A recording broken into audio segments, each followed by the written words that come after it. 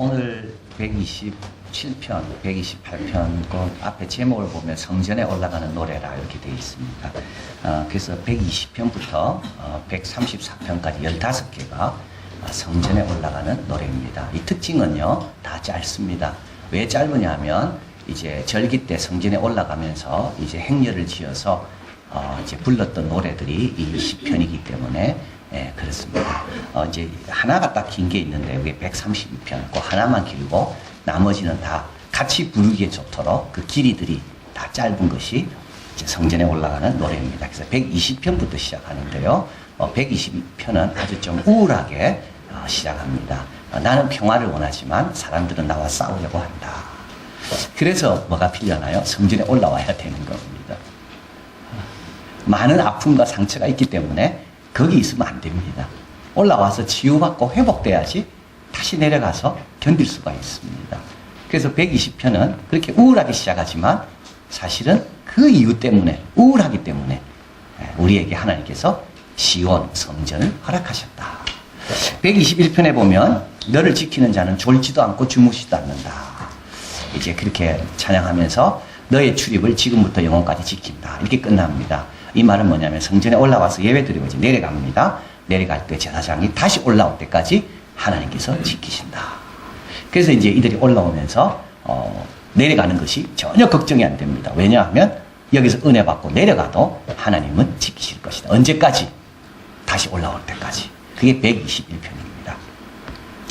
가장 긴 시는 이 중에 132편이라고 그랬습니다.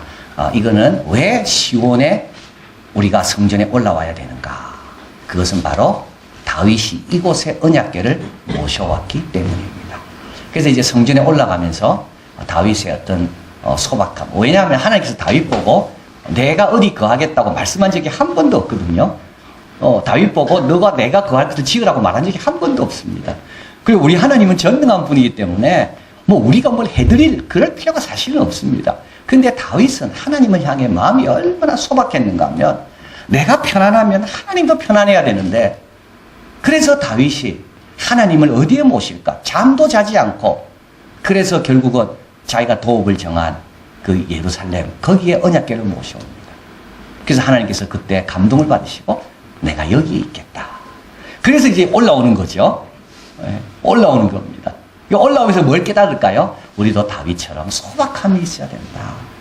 다윗처럼 우리도 순수하게 주님을 사랑하는 걸 배우자. 이걸 하나님께서는 절대 헛되이 하지 않는다. 그러면서 올라오는 겁니다. 자, 오늘 본문은 8번째 시입니다. 솔로몬의 시라고 제목이 되어 있습니다. 솔로몬의 시가 시편에 72편 나오고 여기 127편이 나옵니다. 그런데 솔로몬의 시는 이렇게 볼 수가 있습니다. 솔로몬이 적었다고 볼 수도 있고요. 또 한 가지는 다윗이 솔로몬을 위해서 적었다고도 볼 수가 있습니다. 그 72편 제일 마지막에 보면 이렇게 나옵니다. 다윗의 기도가 이것으로 피라니라. 그래서 이건 아마 솔로몬이 이런 왕이 됐으면 좋겠다라고 생각해서 다윗이 적은 시가 아닐까.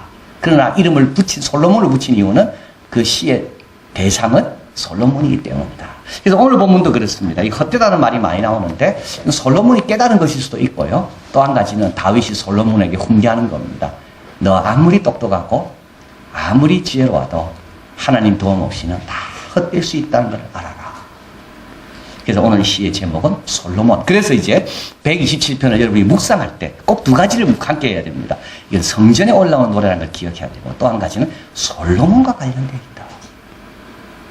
아무리 똑똑해도 하나님이 도와주지 않으면 헛될 수가 있구나. 자, 오늘 본문에 보면 우리가 이제 세 가지 염려하는 바가 있죠. 하나는 세우고도 살지 못하는 겁니다. 여호와께서 집을 세우지 않으면 세우는 자의 수고가 헛됩니다. 여러분 수고 안 하는 게 아닙니다. 수고합니다. 세우려면 계산도 많이 해야 되고 노력해야 되고 계획도 세워야 됩니다. 그래서 수고했는데 뭡니까? 짓고 나서 내가 못 들어가는 수가 있습니다.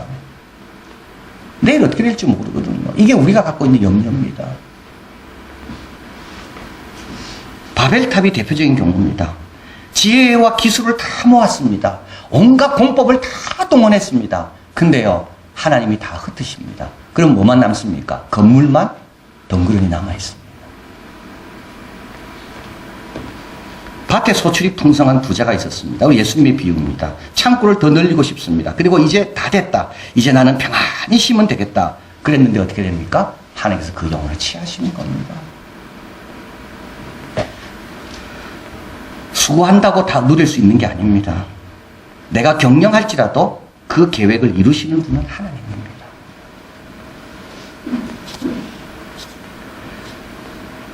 두 번째 염려하는 것은 지켜도 막아내지 못하는 겁니다. 여호와께서 성을 지키지 않으면 파수꾼의 경성함이 허사. 여러분, 파수꾼이 경성해봤자 얼마나 경성하겠습니까?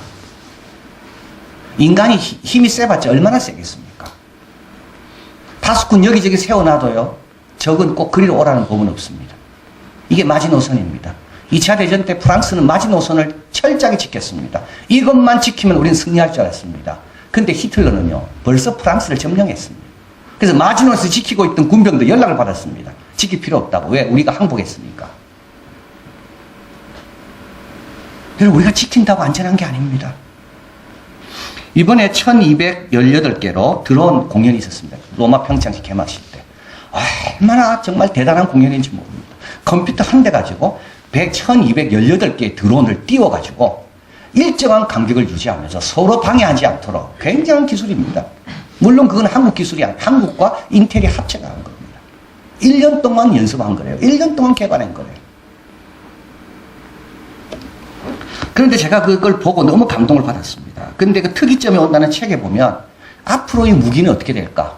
앞으로 무기는 요 정도 벌만한 사이즈 가지고도 적의 침투에 들어가서 정보를 다 입수하고 거기에 엄청난 폭발력을 가질 수 있다는 거. 그래서 저는 그걸 생각하면서 드론을 생각해 봤습니다. 1218개가 만약에 빛이 없었더라면 그 많은 무기들이 공중에 떠 있어도 우리는 못 보고 있는 거지. 컴퓨터 한 대 가지고 1218대를 동시에 무기화시켜서 공격을 한다면 막을 수가 없습니다. 조나단 에드워드가 원죄론에서 이렇게 말했습니다. 나쁜 결과가 없다가 우리가 괜찮다고 생각하면 안 된다.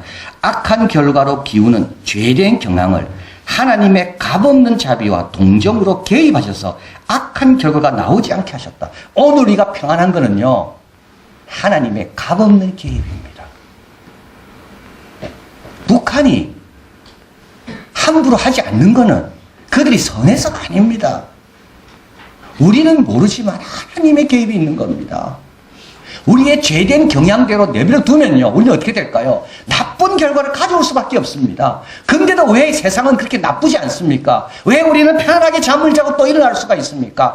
값없는 하나님의 계획과 긍휼이 있었기 때문이라는 겁니다. 하나님이 돈 받고 하는 거 아닙니다. 하나님이 이걸 내가 지켜줄 테니까 너희 얼마씩 세금을 내라, 그렇게 하지 않습니다. 하나님의 값없는 계획과 긍휼입니다.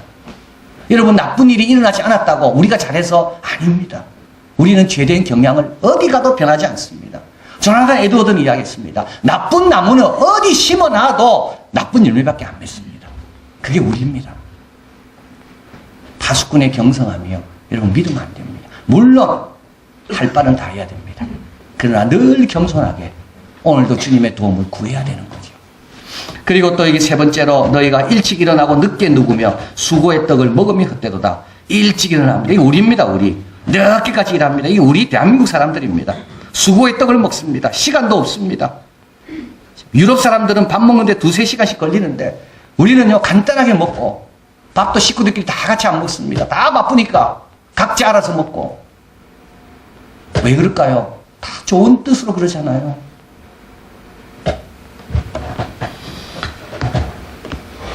우리 여기서 강조하는 거는 이러지 말라는 게 아니죠. 지금 이 시는 어떤 배경입니까? 성전에 올라오는 겁니다. 성전에 올라오는 것까지도 등한히 여기면서 성전에 올라오는 시간까지도 아까워하면서 수고의 떡을 먹는다, 지키려고 노력한다, 자기 집을 세우기 위해서 수고한다, 그러지 말라는 겁니다. 성전으로 올라오라는 겁니다. 하나님께서 그거 다 무효로 만들면 아무 소용이 없습니다. 근데 여기서 강조하는 것은 부정적인 뜻이 아닙니다. 하나님이 세우신다는 겁니다. 하나님이 도와주실 거라는 겁니다. 이 한나가 말한 걸 보면 사무엘상 2장 8절 같이 한번 읽어봅니다. 가난한 자를 진토에서 일으키시며 빈핍한 자를 거름더미에서 드사 귀족들과 함께 하시며 영광의 위를 차지하게 하시도다. 한나는요, 애가 없어서 늘 멸시당했습니다. 근데 하나님께서 한나를요, 높이 세웁니다. 한나가 세운 게 아니고 남편도 세운 게 아닙니다. 하나님이 세우신 겁니다. 우리 하나님은 우리를 높이 세우기를 원합니다. 아브라함, 믿음의 조상으로 하나님을 세우셨습니다. 모세, 하나님께서 민족의 지도자로 세웠습니다. 다윗, 양치는 목동이었습니다. 이세의 아들 다윗, 이건 약간 비웃는 말입니다. 이세 집에서 무슨, 그러나 하나님께서 다윗을, 이스라엘의 평창 올림픽 여러분, 이스라엘 선수들의 이 유니폼을 보십시오. 다윗의 별입니다. 지금도 다윗입니다. 다 누가 세웠나요? 하나님이 세웠습니다. 하나님은 누구보다 우리가 잘되고 우리가 세움받기를 원하시는 분이에요. 그리고 또 사랑하는 자에게 잠을 주신다 되어 있습니다. 하나님은 지키십니다. 시편 121편 졸지도 않고 주무시도 않습니다. 2절에 그러므로 사랑하는 자에게 왜 잠을 주실까요? 하나님이 지키기 때문에 그런 겁니다. 하나님은 깨어 계십니다. 저녁의 기도인 시편 4편 8절 같이 읽어봅니다. 내가 평안히 눕고 자기도 하리니 나를 안전하게 거하시는 이는 오직 여호와시니라. 여러분, 하나님밖에 없습니다. 하나님만큼 우리를 성실하게 지켜주고 우리를 사랑하고 우리를 돌보고 우리가 애써 얻은 것들이 뺏기지 않도록 우리를 다 지켜주는 분은 하나님밖에 없습니다. 오직 여호와시니라. 나를 안전하게, 그래서 평안히 눕고 자기도 합니다. 나를 안전하게 거하게 하시는 분은 이 세상에 하나님 한 분밖에 없다.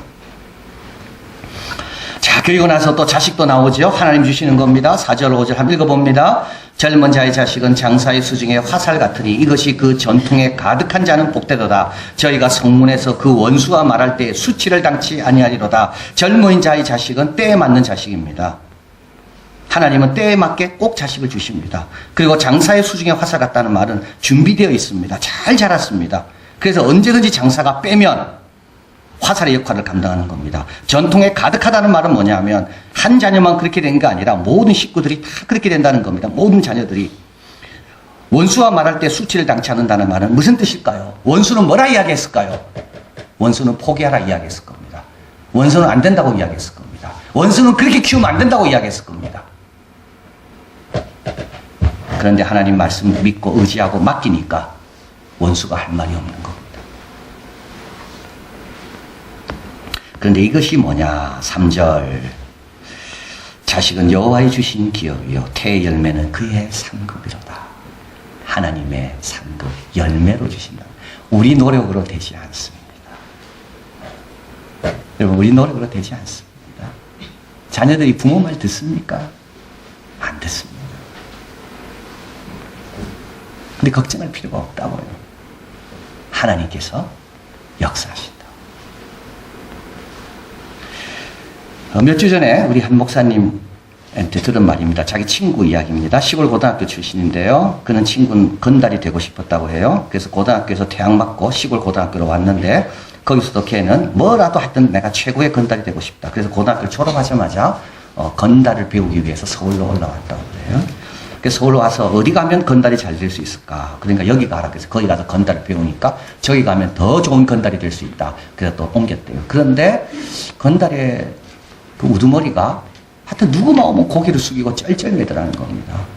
그래서 이제 이 친구가 건달보다 더 힘센 사람들이 있구나. 그게 보니까 경찰서에서 오면 쩔쩔매고 또 보건위생하는 사람이 오면 쩔쩔매더라는 겁니다.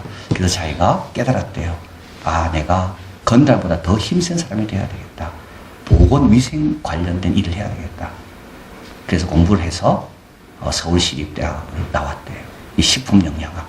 그 공무원 시험을 쳐서 지금은 세종시에서 식품안정처에 아주 높은 위치가 돼서 잘 지내고 있고 또 신앙생활도 잘한다 그러고요. 그래서 제가 어제 다시 확인했습니다. 전화를 해서 그분 신앙생활 잘합니까? 잘하고 있다고 그러거든요. 그 목사님이 자기 이야기는 하지 말아요. 자기는 그 친구가 다르기 때문에 자기를 같이 두지 말고 그 친구 이야기만 하라고. 여러분, 저는 생각해 봅니다. 부모가 말한다고 내가 보건위생을 위해서 내가 식품 영양, 여러분, 안 됩니다. 지난주 시편 107편에 말씀드린 그대로입니다. 바다에 가도요, 거기서 하나님의 기이한 일을 보고요. 감옥에 갔는데 거기서 하나님의 기이한 일을 보고요. 병중에서도 하나님의 기이한 일을 보고요. 그거는 하나님의 인자심이 크기 때문입니다. 우리 힘을 안 됩니다. 근데 하나님은 그렇게 하고 싶으시다고요. 그렇게 해주고 싶다고. 그래서 우리에게 자식을 준 겁니다. 자, 그러면 어떻게 해야 됩니까? 이제 시편 127편은 이거고 128편은 옵니다. 성전에 올라가는 노래는 항상 짝이 있습니다. 127편과 128편은 짝입니다. 그래서 헛되다는 말을 많이 했다면 128편에 와서는 내 손이 수고한 대로 먹는다고 나와 있습니다. 헛되지 않습니다. 자식은 여호와 주신 기업이요, 태의 열매는 그의 상급이라 했잖아요. 그럼 또 자식에 대한 이야기가 나옵니다. 그래서 127편만 보면 안 되고요. 128편도 같이 읽어야지 어떻게 하면 이런 복을 받는가, 그것이 나옵니다. 그래서 내 손이 수고한 대로 먹는다. 128편 2절. 3절, 내 집에 내 실에 있는 내 아내는 결실한 포도나무 같으며, 이거는 생산을 뜻하는 겁니다. 3절, 내 상에 둘린 자식은 어린 감람나무 같다. 여러분, 이 상에 둘러 앉아 있습니다. 부모가 이야기하는 것을 잘 듣고 자식도 부모와 대화가 됩니다. 신앙의 대화가 되고 비전의 대화가 되고 믿음의 대화가 됩니다. 어린 감람나무 같다는 말은 뭡니까? 하나님의 일꾼으로 지금 자라고 있는 걸 뜻하는 겁니다. 근데 이게 앞에서 다 뭐라고요?